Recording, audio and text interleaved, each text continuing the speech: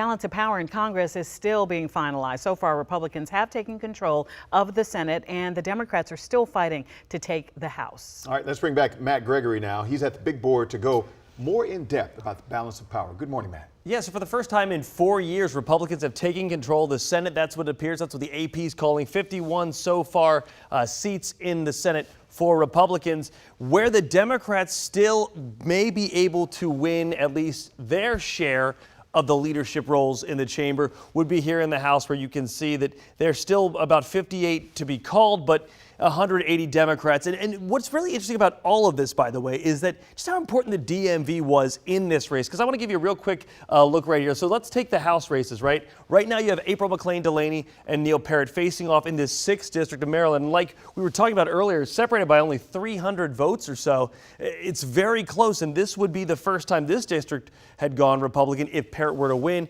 and that would actually grow the margins that were in the House for the Republicans. However, if Delaney were to win, this would actually keep this race, or keep this seat, or at least that sort of threshold in the House for Democrats. So that's what we're looking at there. When we go to over to Virginia, that's where we talk about Eugene Vindman. We just heard about this from Jess Arnold. This is a race that was very important to Democrats, to keeping, sort of their levels in the House. And the same with Suhas Subramaniam's race over here. Now, the part that's interesting about where roles got played into everything here is when we're talking about flipping the Senate, West Virginia played a very key role in this.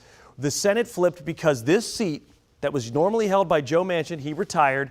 Now Jim Justice, the former governor of West Virginia, will become the Republican senator from West Virginia, giving them 51 so far. And I've heard some reports say there could be as many as 54 Republican senators coming up, which would certainly not only flip the Senate, but give Republicans more of a larger majority, if you will, there. So that's what we're looking at right now. And we're still going to be following this throughout the day, because there's 58 races to be called here in the House, and here in the Senate, there are still about 7 to be called, so we're keeping an eye on that. But guys, that's what we're seeing right now, is sort of the balance of power in many ways being held up by the DMV, by races right here having such a big impact nationally. Right. You're right, Matt Gregory. Thank you. We're going to check in with you in about 30 minutes for an in-depth look at the Electoral College map as well.